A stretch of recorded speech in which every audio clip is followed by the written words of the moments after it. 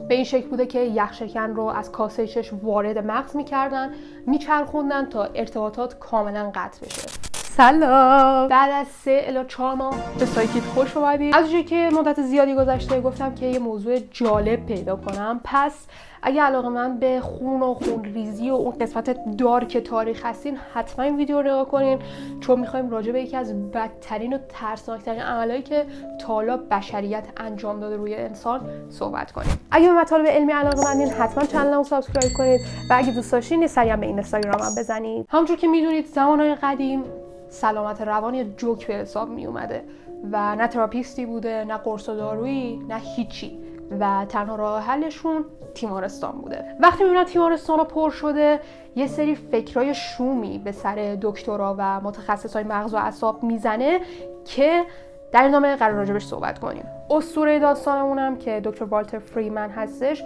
متخصص مغز و اعصاب آمریکایی بوده که به عنوان بدنامترین پزشک تاریخ ازش یاد میشه. داستان دقیقا از جایی شروع میشه که آگاست مونیز، متخصص مغز و اعصاب پرتغالی، میاد یه روشی به اسم لوکوتومی رو ابداع میکنه. تو این روش میان یه سری حفره تو جمجمه ایجاد میکنن و یه تیکه‌ای از لوب فرونتال که وظیفش منطق و استدلال هستش رو از مغز جدا میکنن. اون ادعا کرده بود که این روش درمان افسردگی، روانپریشی و هر چیزی که شما فکر کنیده. این ادعا رو کرد و هم باور کردن و چی شد؟ نوبل برد. میرسیم به سال 1935 وقتی که والتر فریمن و آگاست مونیز توی کنفرانس تو لندن همدیگه رو ملاقات میکنن. مونیز یه سری تفکرات راجع به بیماری‌های اعصاب و روان داشت. اون معتقد بود که همه بیماری‌های اعصاب و روان مثل سیم کشی میمونن و باید این سیما رو از هم قطع کنیم تا مشکل کاملا برطرف بشه. توی ملاقات بود که والتر فریمن فهمید که مرد رویاهاشو پیدا کرده.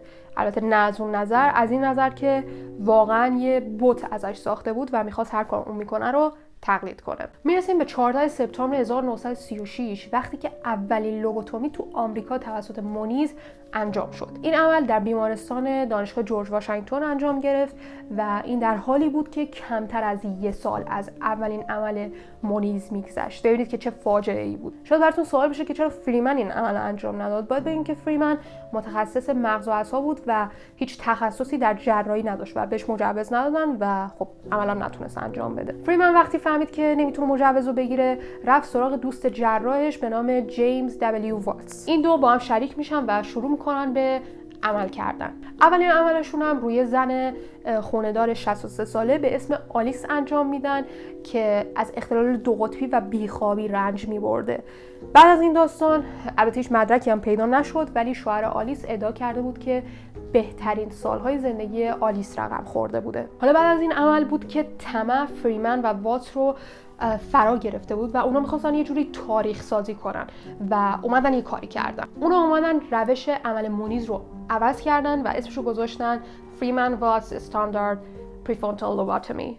این چه لهجه‌ای بود، ولی به هر حال خلاصه که اسمشو عوض کردن و کلا یه جورایی عملو دگرگون کردن. اونا تا سال 1942 تقریبا رو 200 نفر لوبوتومی انجام دادن و ادعا کردن که 63% خوب شدن، 24% هیچ تغییر نکردن و 14% بدتر شدن. از اونجایی که این عمل یه جراحی کامل به حساب میاد و نیازمند یه اتاق جراحی و متخصصای مختلفه، فریمن یه فکر به ذهنش زد که چیکار کنه که این عمل رو بتونه هر جایی که خواست رو هر کی که خواست انجام بده. تو سال 1945 بود که فریمن آزمایش رو اجساد رو شروع میکنه که بفهمه بهترین راه رسیدن به مغز از طریق کاسه چشم چیه. گفته شده که فریمن یه روز میره تو آشپزخونه خونش، در کشو رو باز میکنه و یه همچین چیزی میبینه که البته اون یخشکن بوده و میگه اوکی این کله مشکل منه. به این روش لوبوتومی ترانس اوربیتال گفته میشد که می اومدن یخشکن رو روی کاسه چشم میذاشتن و با پتک ضربه میزدن که برسه به اون قسمت مغز و وقتی به اونجا میرسید میچرخوندن که اون فیبری که قشر جلوی پیشانی رو به تالاموس متصل میکرده قطع کنه و میگفتن بعد از این اتفاق همه چیز درست میشه و شما خوب میشید. خب از اونجایی که این عمل نیازمند بیهوشی هم بوده، فریمن میاد میگه که ما باید از بیهوشی از طریق القای الکتروشوک استفاده کنیم، چون روش هم ارزون بود، هم سریع بود، هم هر چیزی که فکر کنید دیگه و یه برد واسه فریمن به حساب می اومد. سال 1946 میشه که این عمل رو میان رو یه زن 29 ساله‌ای به اسم سالی الن یونسکو که از افسردگی رنج می‌برده انجام میدن و دخترش ادعا کرده بوده که بعد از این عمل سالی شادترین فرد روی زمین بوده. چه درخششی برای فریمن. تا میرسیم به سال 1947 و یه دعوایی بین واتس و فریمن شکل میگیره. واتس به فریمن میگه که این عمل داره خطرناک میشه کم کم و ما نباید این عمل رو تو دفترمون انجام بدیم و یخشکن برای یخ استفاده میشه نه برای عمل. و خلاصه که این دوتا به قولن به تیپ و تاپ هم میخورن و شراکتشون منحل میشه. خلاصه که تو سال 1950 شراکت اینا کاملا منحل میشه و این دوتا از هم جدا میشن. اینجاست که مونیز مخترع این روش میاد یه حرفی میزنه. مونیز میگه لوبوتومی فقط وقتی خوبه که هیچ راه دیگه‌ای نباشه و فرد واقعا نیاز داشته باشه به لوبوتومی. یکی از معروف‌ترین کسایی که توسط فریمن عمل شد و زندگیش به فاجعه تبدیل شد روزماری کندی، خواهر جان اف کندی رئیس جمهور آمریکا بود. روزماری وقتی به دنیا میاد به دلیل کمبود اکسیژن خورده تو رشدش یه سری تأخیرایی شکل میگیره و باعث میشه که اون یه خورده از همسن سالای خودش کندذهن‌تر باشه. این برای خانواده کندی یه جور مایه شرم به حساب می اومد و اونا نمیخواستن با دخترشون تو ملأ عام دیده بشن. خانواده‌اش ادعا کرده بودن که روزماری رفتارهای خیلی خشنی داره و حتی به ضرب و شتم ختم میشه و اینجا بود که وقتی روزماری 23 سالش میشه باباش میره سراغ فریمن. فریمن اون رو عمل میکنه و بعد عمل روزماری نمیتونه حرف بزنه، نمیتونه راه بره و تا آخر عمرش هم تو مؤسسات زندگی کرد و مرد. این عمل کم کم تبدیل شده بود به یه شو نمایشی واسه فریمن. فریمن فقط دنبال توجه بود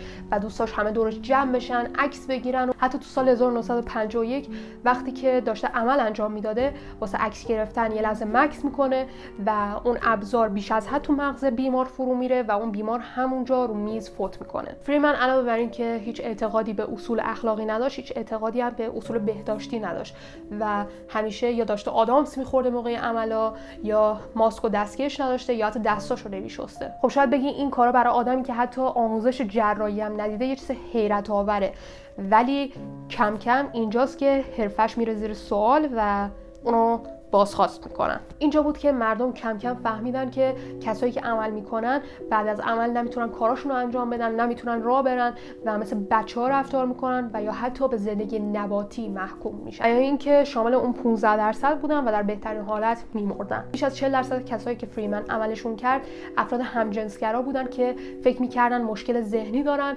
و به خاطر تابعهایی که اون زمان بوده میرفتن که فریمن اونا رو عمل کنه که گرایششون درست بشه. فریمن کم کم شروع کرد به پایین آوردن رنج سنی افرادی که عمل انجام میدادن و حتی عمل رو کسایی انجام میداد که مغزشون هم کامل نشده بود و بدترین کیسش هم کودک 4 ساله بود که به خاطر لوبوتومی جونش رو از دست داد. حالا میرسیم به سال 1949 که این عمل تو آمریکا به اوجش رسید. اینجا بود که کل کشورهای دنیا شروع کردن به ممنوع کردن لوبوتومی و اولین کشوری که این عمل رو ممنوع کرد اتحاد جماهیر شوروی بود که تو سال 1950 این عمل رو غیر اخلاقی تلقی کرد و گفت لوبوتومی روش تبدیل دیوانه‌ها به احمق هاست و پشت اتحاد جماهیر شوروی هم آلمان و ژاپن این عمل رو تو کشورشون ممنوع کردن. میرسیم به دهه 50 و وقتی که قرص و داروهای اعصاب و روان روی کار اومدن و عمل لوبوتومی هی کم و کمتر شد. ولی بازم با این حال فریمن تا سال 1960 رو لوبوتومی پافشاری میکرد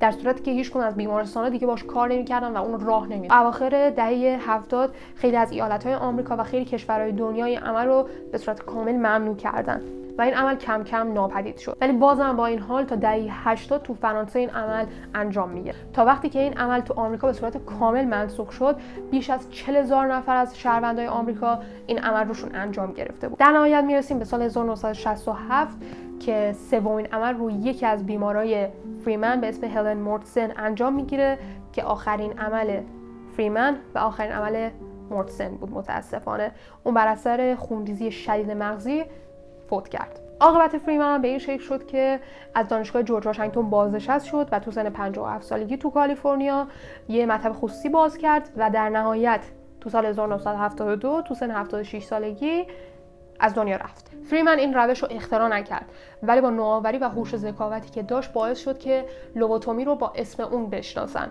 حالا دلیل اینکه چرا این کار رو فریمن میکرده در صورتی که کاملا برخلاف اصول اخلاقی بوده، میتونیم بگیم که این بوده توقعات زیادی ازش داشتن، چون هم پدرش متخصص گوش و حلق و بینی بوده، هم که با بزرگش یکی از اولین افرادی بوده که تونسته تومور مغزی رو عمل کنه. و یا اینکه میتونه به این دلیل باشه که وقتی که تو سال 1924 فارغ التحصیل میشه، به عنوان یه مدیر آزمایشگاه تو یکی از تیمارستان‌های واشنگتن مشغول به کار میشه و اونجا بود که وضعیت اسفناک بیمارا رو میبینه و شاید دلش به رحم اومده بوده و واقعا میخواسته اون رو درمان کنه، ولی طمع نذاشت اون به جایی برسه.